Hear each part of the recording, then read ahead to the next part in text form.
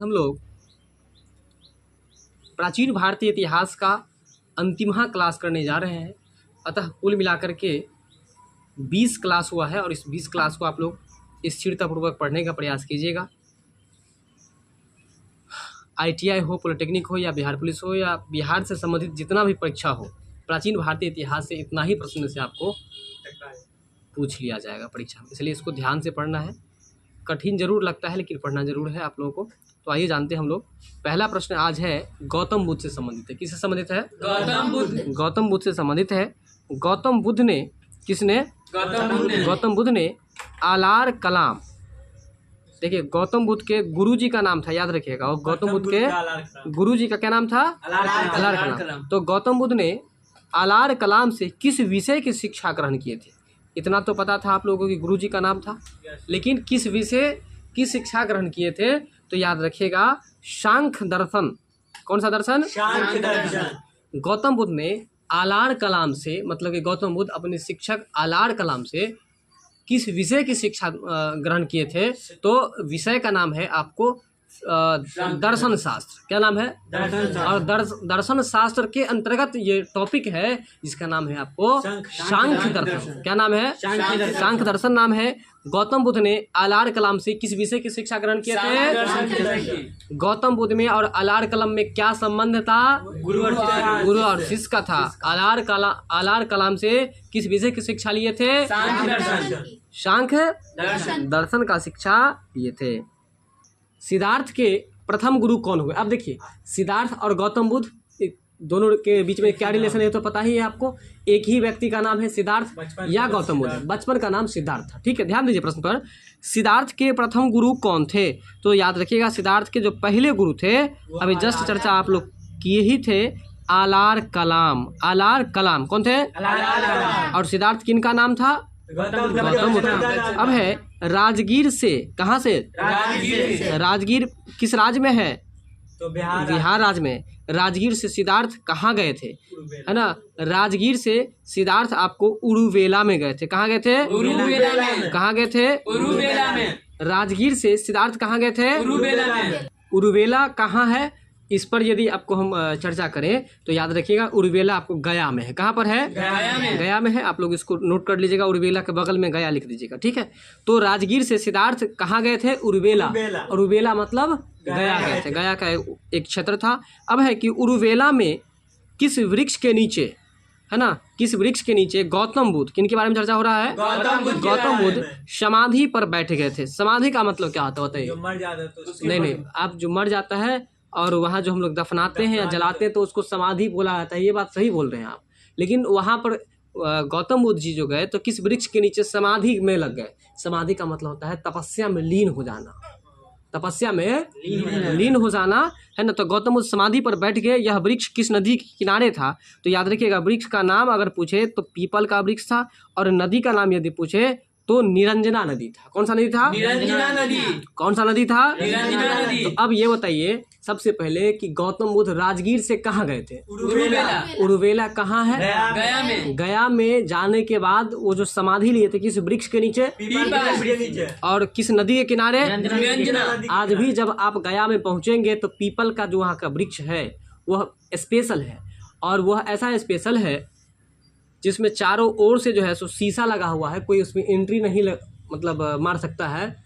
और वहाँ का पीपल का पत्ता बिल्कुल पीला नजर आएगा आपको, और साथ में उस पीपल के पत्ता का फोटोग्राफ करके जो है, मतलब जिस तरह से भगवान का फोटो हम लोग लगाते हैं ना, लगा करके एक पत्ता 20 रुपये 50 रुपये मिलता है, खरीद करके अपने घर पर रखिए। बात समझ में आ रहा है? तो वहाँ का पीपल इतना स्पेशल है वहाँ, उसके लिए। किसके लिए? गौतम बुद्ध को लेकर के। तो याद रखिएगा, पीपल का कलर वहाँ पर कैसा है? पीला। बिल्कुल पीला है। ठीक है ना। तो उरुवेला में किस वृक्ष के नीचे गौतम बुद्ध समाधि पर बैठ गए? तो याद रखिएगा, पीपल के वृक्ष के नीचे। और किस नदी किनारे? निरंजना नदी किनारे। अगला है, जब इनको ज्ञान की प्राप्ति हो गई। किनको ज्ञान की प्राप्ति हो गई? गौतम बुद्ध को जब ज्ञान की प्राप्ति हो गई तो बुद्ध को किस नाम से हम लोग पुकारने लगे? तो याद रखिएगा, गौतम बुद्ध को किस नाम से जानने लगे? तो महात्मा बुद्ध के नाम से जानने लगे। किस नाम से? महात्मा बुद्ध के नाम से। बिल्कुल। जिस स्थान पर उन्हें ज्ञान की प्राप्ति हुई थी वह कौन सा स्थान था? तो बोध गया, यानी कि वो राजगीर से गए गया में, और गए में उनको ज्ञान की प्राप्ति भी हो गया पीपल वृक्ष के नीचे और निरंजना नदी के तट पर। अगला प्रश्न है आपका, ज्ञान प्राप्ति के बाद महात्मा बुद्ध ने अपना पहला उपदेश कहाँ पर दिए थे? बताइए, पहला उपदेश कहाँ पर दिए थे? सारनाथ में दिए थे, है ना। और किन्हें दिए थे? तो याद रखिएगा 5 ब्राह्मण सन्यासी को दिए थे। किसको दिए थे? 5 ब्राह्मण सन्यासी। और इसको मुझसे भी कर लीजिए, गौतम बुद्ध को जब ज्ञान की प्राप्ति हुई तो पहला उपदेश कहाँ पर दिए थे? सारनाथ में दिए थे। और किनको दिए थे? तो 5 ब्राह्मण सन्यासी को दिए थे। किसको दिए थे? 5 ब्राह्मण सन्यासी को। बिल्कुल। अगला प्रश्न है कि बुद्ध ने पहला उपदेश बौद्ध धर्म ग्रंथों में किस नाम से जाना जाता है? मतलब गौतम बुद्ध का जो पहला उपदेश था वो बौद्ध धर्म के ग्रंथों में किस नाम से जाना जाता है? तो धर्म चक्र प्रवर्तन। क्या नाम है? धर्म चक्र प्रवर्तन। बुद्ध ने पहला उपदेश को बौद्ध धर्म ग्रंथों में किस नाम से जाना जाता है? धर्म चक्र प्रवर्तन। चलिए अगला प्रश्न है कि सारनाथ से गौतम बुद्ध कहाँ गए थे? सारनाथ से गौतम बुद्ध कहाँ गए थे? तो काशी गए थे। कहाँ गए थे? काशी गए थे। और काशी कहाँ है, किस राज्य में है? बताइए। उत्तर प्रदेश में है। काशी कहाँ पर है? उत्तर प्रदेश में। और सारनाथ कहाँ पर है? बताइए। सारनाथ कहाँ है? बताइए। तो सारनाथ जो है यह भी आपको उत्तर प्रदेश में ही पड़ता है। कहाँ पड़ता है? उत्तर प्रदेश में ही पड़ता है। याद रखिएगा कि सारनाथ से गौतम बुद्ध कहाँ गए थे? काशी गए थे। काशी किस राज्य में है? उत्तर प्रदेश में। और सारनाथ किस राज्य में है? उत्तर प्रदेश में। और महात्मा बुद्ध सबसे पहला उपदेश कहाँ पर दिए थे? सारनाथ में। किसको दिए थे? 5 ब्राह्मण सन्यासी को दिए थे। अगला प्रश्न है उरुबेला। बताइए, उरुबेला बोलने से ही आपके मन में क्या आ गया? गया। क्या याद आ गया? गया। तो उरुबेला के बाद गौतम बुद्ध कहाँ गए? उरुबेला के बाद गौतम बुद्ध जो है यह आपको राजगिरी गए। कहाँ गए? राजगिरी। और राजगिरी का ही दूसरा नाम गिरिव्रज। क्या नाम है? गिरिव्रज। राजगीर गए और वहाँ के किस तत्कालीन राजा ने उनकी शिष्यता को ग्रहण भी कर लिया? तो बिंबिसार, है ना। प्रश्न को समझिएगा कि उरुबेला के बाद जब वो उरुबेला गए, राजगीर से जो उरुबेला गए, उसके बाद गौतम बुद्ध कहाँ गए? तो वो गए राजगिरी में गए, ठीक है ना। और वहाँ के किस तत्कालीन राजा ने शिष्यता ग्रहण कर लिया? तो बिंबिसार ने। कहने का मतलब ये है कि गौतम बुद्ध को जब ज्ञान की प्राप्ति हुई उसके बाद उरुबेला के बाद उन्होंने राजगिरी गए। कहाँ गए? और राजगिरी जाने के बाद जब वो ज्ञान का बंटवारा कर रहे थे, ज्ञान सबको दे रहे थे, तो उसी क्रम में राजा का नाम था बिंबिसार। और वही बिंबिसार जो है सो सबसे पहले इनसे शिक्षा लिए थे, ठीक है ना। अगला प्रश्न है राजगिरी के शासक बिंबिसार। अभी क्लियर हो गया कि राजगिरी के राजा कौन थे? बिंबिसार। राजगिरी के राजा बिंबिसार गौतम बुद्ध को कौन सा वन दान में दे दिया था? प्रश्न अच्छा लग रहा है कि नहीं? वन को दान में दे दिए थे। कौन? गौतम बुद्ध, है ना। बिंबिसार ने, हाँ, बिंबिसार ने दे दिया था। किसको? गौतम बुद्ध। बिंबिसार कहाँ के राजा थे? राजगिरी के राजा थे बिंबिसार। यह गौतम बुद्ध को कौन सा वन दान में दे दिए थे? तो वेलू वन। कौन सा वन है? वेलू वन। और इस प्रश्न को भी कर लीजिए आप लोग। वेलू वन नाम का वन था जो कि आपको बिंबिसार ने गौतम बुद्ध को दान में दे दिए थे, ठीक है। अब आपका अगला प्रश्न है बुद्ध ने अपना पहला उपदेश कहाँ पर दिए थे? बताइए, गौतम बुद्ध ने अपना पहला उपदेश कहाँ पर दिए थे? श्रावस्ती। अब जरा बात को पकड़िएगा, बुद्ध के बारे में यदि चर्चा हो, सबसे पहला उपदेश की चर्चा हो तो सारनाथ में, लेकिन यहाँ पर है सबसे अधिक। तो सबसे अधिक उपदेश कहाँ पर दिए थे? तो याद रखिएगा श्रावस्ती में। कहाँ पर दिए थे? अगला प्रश्न है बिंबिसार के अलावा गौतम बुद्ध ने अन्य प्रमुख अनुयायी शासक कौन कौन थे? कह रहा है कि बिंबिसार के अलावा गौतम बुद्ध ने अन्य प्रमुख अनुयायी शासक कौन कौन थे? तो प्रसेनजीत और उदयन। मतलब क्या हुआ कि जिस तरह से राजगिरी के राजा बिंबिसार गौतम बुद्ध से शिक्षा ग्रहण किए और उनके शिष्य बन गए। किन के शिष्य बन गए? गौतम बुद्ध के। उनके अनुयायी बन गए। ठीक उसी तरह से कह रहे हैं कि बिंबिसार के अलावा और कौन से राजा थे जो इनके शिष्य बन गए? तो इनके शिष्य का नाम था आपको राजा प्रसेनजीत और उदयन। कौन थे? राजा प्रसेनजीत और उदयन। कौन कौन थे? राजा प्रसेनजीत और उदयन थे। यह जो है आपको गौतम बुद्ध से बौद्ध धर्म की शिक्षा ग्रहण किए और उनके अनुयायी बन गए, यानी कि उनके शिष्य बन गए। यहाँ तक क्लियर है। अगला प्रश्न है कि बौद्ध संघ में नारी के प्रवेश की अनुमति मिलने के बाद नारी कौन थी? मिलने के बाद पहला नारी कौन थी? तो पहला नारी का नाम है आपको प्रजापति गौतमी। कौन थे? प्रजापति गौतमी। बिल्कुल। बौद्ध संघ में नारी के प्रवेश की अनुमति, मतलब महिलाओं की जब प्रवेश की अनुमति मिल गई तो अनुमति मिलने के बाद जो है ना आपको वह पहला नारी कौन थी जिसने बौद्ध संघ में प्रवेश कर ली थी? तो बौद्ध संघ में जो प्रवेश की थी वो प्रजापति गौतमी। कौन थी? प्रजापति गौतमी थी। अगला है महात्मा बुद्ध की मृत्यु कब, कहाँ और कितने वर्ष की अवस्था में हुई थी? बात समझ में आ रहा है ना?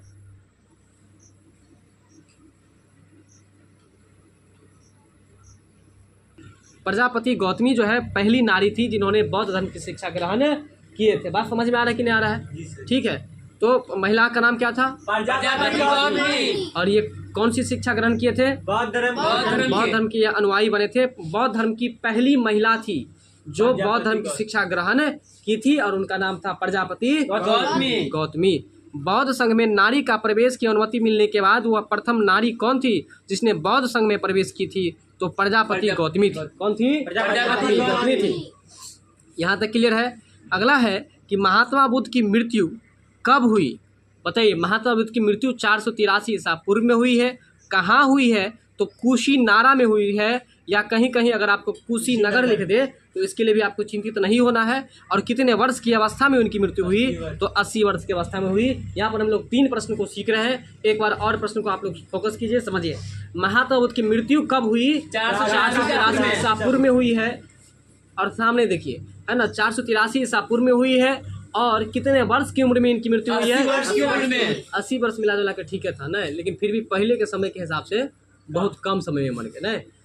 80 वर्ष की बात ये भी है ना कि देखिए वो सब साइकिल उकल से तो चलते नहीं थे, कोई वाहन तो था नहीं, पैदल ही चलते थे।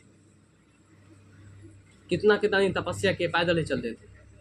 अभी भी जो जैन धर्म का जो नियम है, जैन धर्म में कोई वाहन पर नहीं चढ़ सकता है, तो जितना भी दूर जाना है वो पैदल ही जाएगा। और पैदल भी कैसे? बिना चप्पल का। बात समझ में आ रहा है? तो याद रखिएगा महात्मा बुद्ध की मृत्यु कहाँ पर हुई थी? तब कुशीनारा का दूसरा नाम कितने वर्ष की अवस्था में हुई है? कब हुई है? 483 ईसा पूर्व में हुई है। आगे है कि महात्मा बुद्ध की मृत्यु बौद्ध धर्म में किस नाम से जाना जाता है? मतलब महात्मा बुद्ध की मृत्यु जो है बौद्ध धर्म में किस नाम से जाना जाता है?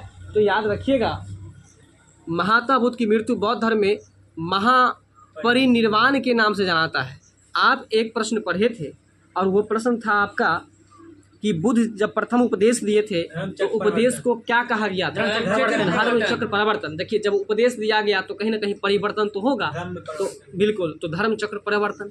और यहाँ पर है कि जब वो मृत्यु हो गए, जब वो मर गए तो उस घटना को क्या नाम दिया गया? महापरिनिर्वाण। अगला प्रश्न है आपका, बौद्ध संघ में प्रविष्ट होने को, मतलब बौद्ध संघ में यदि कोई प्रवेश करेगा ना तो उसको क्या कहा जाता है? तो याद रखिएगा उपसंपदा कहा जाता है। क्या कहा जाता है? उपसंपदा। बौद्ध धर्म में प्रविष्ट होने को क्या कहा जाता है? उपसंपदा। बौद्ध धर्म में यदि कोई व्यक्ति प्रवेश करेगा तो उसको हम लोग उपसंपदा कहेंगे, है ना। यानी तो ऐसे याद रखिए कि जब बौद्ध धर्म में कोई प्रवेश करेगा तो ऊपर चढ़ने के लिए करेगा ना, उपसंपदा। अगला प्रश्न है आपका कि बौद्ध धर्म के कितने रत्न थे? तो याद रखिएगा बौद्ध धर्म के 3 रत्न थे, इसलिए इसको त्रिरत्न कहा गया है। बुद्ध, है ना, धम्म और संघ। बौद्ध धर्म के कितने रत्न? 3। कौन कौन सा था? बौद्ध, धम्म और संघ, ये 3 रत्न था। इसको याद रखना है आप लोगों को। आगे है प्रथम बौद्ध संगति। प्रथम बौद्ध संगति बिहार के नालंदा जिला, कहाँ पर? नालंदा जिला के राजगिरी। बताइए राजगिरी का दूसरा नाम बताए थे? गिरिव्रत। क्या नाम था? गिरिव्रत। तो प्रथम बौद्ध संगति जो हुआ था वो आपको कहाँ पर हुआ था? राजगिरी में। नालंदा जिला के राजगिरी में। कहाँ पर? नालंदा जिला के राजगिरी में हुआ था। और राजगिरी में किस स्थान पर हुई थी?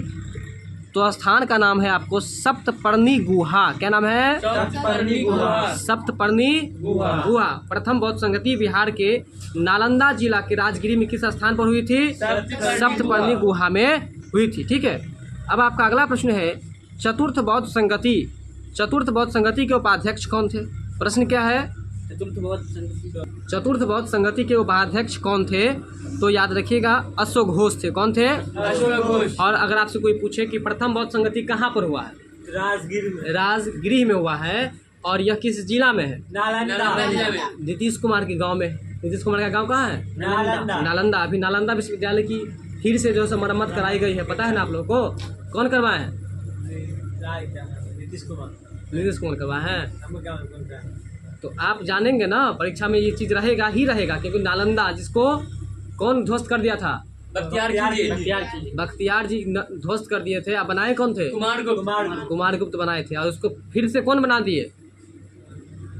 मोदी जी नीतीश कुमार को मिल करके बनाया है। बात समझ में आ रहा है? तो कहने का मतलब ये है भाई, जो प्रमुख रहेंगे उनका ना नाम विशेष रूप से होगा। अभी उनके मोदी जी के सामने में नीतीश कुमार जी का लेवल कम ना है। बात समझ में आ रहा है कि नहीं आ रहा है?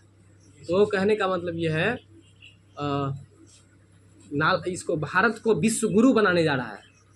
तो विश्व गुरु बनने का लक्षण भी लग रहा है कि नालंदा विश्वविद्यालय में कहाँ से लोग आते थे पढ़ने के लिए, अपने नालंदा विश्वविद्यालय में। बात समझ में आ रहा है?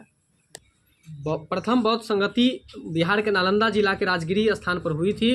राजगिरी में किस स्थान पर हुई थी? सप्तपर्णी गुहा में। कहाँ पर? सप्तपर्णी गुहा में। अगला है कि चतुर्थ बौद्ध संगति के उपाध्यक्ष कौन थे? तो अशोक घोष थे। चतुर्थ बौद्ध संगति के उपाध्यक्ष कौन थे? उपाध्यक्ष अशोक घोष थे। अगला प्रश्न है कि किस बौद्ध संगति के बाद, प्रश्न पकड़िएगा लंबा है, किस बौद्ध संगति के बाद बौद्ध धर्म दो भागों में बट गया?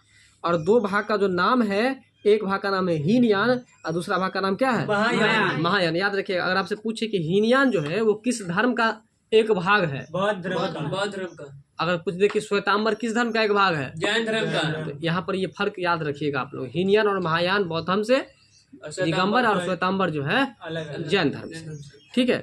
तो किस बौद्ध संगति के बाद बौद्ध धर्म दो भागों में बट गया? तो याद रखिएगा चतुर्थ बौद्ध संगति जो हुआ ना, उसी में जो है आपको बौद्ध धर्म दो भाग में बट गया। और दो भाग का नाम क्या क्या है? हीनयान और महायान। अगला प्रश्न है कि गौतम बुद्ध ने, किसने? गौतम बुद्ध ने अपना उपदेश किस भाषा में दिया? तो याद रखिएगा गौतम बुद्ध पाली भाषा में अपना उपदेश दिया था। गौतम बुद्ध जो है अपना उपदेश किस भाषा में दिया था? पाली भाषा में दिया था। अगला प्रश्न है कि गौतम बुद्ध रचना गीता के समान मानी जाती है। मतलब गौतम बुद्ध की जो रचना थी ना, रचना का मतलब उनके द्वारा जो लिखा गया था, लेख, उसको रचना कहा जाता है। तो गौतम बुद्ध के द्वारा लिखा गया रचना गीता के समान मानी जाती है। तो किस रचना की बात हो रही है? तो धम्मपद। ध्यान दीजिए प्रश्न पर। धम्मपद जो है सो एक लेख है जो कि किनके द्वारा लिखा गया है? गौतम बुद्ध के द्वारा। और बौद्ध की रचना है, ये बौद्धों की रचना है। और धम्मपद जो है वह गीता के बराबर इसका महत्व दिया गया है। अगर आपसे पूछे कि बौद्ध धर्म के किस रचना को गीता के बराबर महत्व दिया गया, तो धम्मपद को। किसको? धम्मपद को दिया गया है। आपका अगला प्रश्न है कि बौद्ध धर्म के बारे में, किस धर्म के बारे में? बौद्ध धर्म के बारे में विस्तृत जानकारी हमें कहाँ से प्राप्त होती है? तो त्रिपिटक साहित्य से। किससे? त्रिपिटक साहित्य अगर आपसे कोई पूछ दे कि त्रिपिटक क्या है?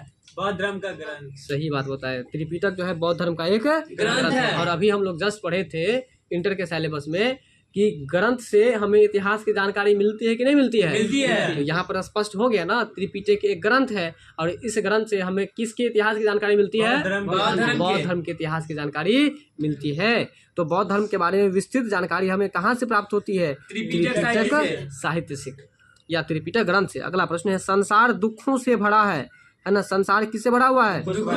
दुखों से भरा हुआ है। यह सिद्धांत बुद्ध ने कहाँ से लिया था? तो याद रखिएगा यह सिद्धांत जो है बुद्ध ने उपनिषद से लिया था। कहाँ से लिया था? उपनिषद से। संसार दुखों से भरा है, यह सिद्धांत कहाँ से लिया था? उपनिषद से। इस प्रश्न को आप लोग भी आया करके चलिए और याद रखिएगा यह सिद्धांत बुद्ध ने उपनिषद से लिया गया। तो बताइए कि उपनिषद की संख्या कितनी है? 108 है। उपनिषद की संख्या कितनी है? 108 है। अगला प्रश्न है कि बौद्ध ग्रंथ पीटक है ना, पीटकों की रचना किस भाषा में की गई है? तो यह भी याद रखिएगा आपको पाली भाषा में ही की गई है। और पूछे कि गौतम बुद्ध अपना उपदेश किस भाषा में दिए थे? पाली भाषा में। मतलब गौतम बुद्ध अपना उपदेश भी पाली भाषा में, और गौतम बुद्ध का जो रचना था क्या चीज? पीटक। यह पीटक भी आपको पाली भाषा में ही लिखा गया है। बताइए तो आप कि किस बौद्ध संगति के बाद बौद्ध धर्म दो भाग में बट गया था? सही बात बताए आप लोग। और कौन कौन सा भाग था? हीनयान और महायान। चलिए अगला प्रश्न है कि गौतम बुद्ध के द्वारा भिक्षुणी संघ। भिक्षुणी संघ का मतलब क्या होता है?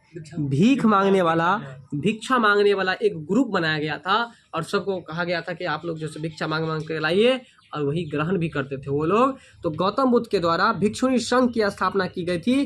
कहाँ की गई थी? वैशाली में। कहाँ पर? वैशाली में। गौतम बुद्ध द्वारा भिक्षुणी संघ की स्थापना कहाँ पर की गई थी? वैशाली में। अगला है कि अभिधम्म पिटक के ग्रंथ, अभिधम्म पिटक के ग्रंथ कथावस्तु, बोले कथावत्थु है, देख लीजिए कथावस्तु नहीं, क्या है? कथावत्थु किसकी रचना है? अभिधम्म पिटक के ग्रंथ कथावत्थु किसकी रचना है? तो मोगालीपुत्र तिस्सा की रचना है। किसकी रचना है? यानी अगर आपसे पूछे कि कथावत्थु किनके द्वारा लिखा गया है? कथावत्थु किनके द्वारा लिखा गया है? मोगालीपुत्र तिस्सा के द्वारा लिखा गया है। अगला प्रश्न है आजीवक संप्रदाय। कौन सा संप्रदाय है? आजीवक संप्रदाय के संस्थापक कौन थे? तो आजीवक संप्रदाय के संस्थापक पहले भी पढ़ाए थे आप लोगों को, मक्खली गोसाल थे। कौन थे? मक्खली गोसाल। चलिए अगला प्रश्न है यापनीय संप्रदाय। कौन सा संप्रदाय है? यापनीय संप्रदाय। इसको भी कर लीजिए आप लोग। यापनीय संप्रदाय का संबंध जो है वो किस धर्म से है? तो जैन धर्म से है। ठीक है ना, एक नया प्रश्न है।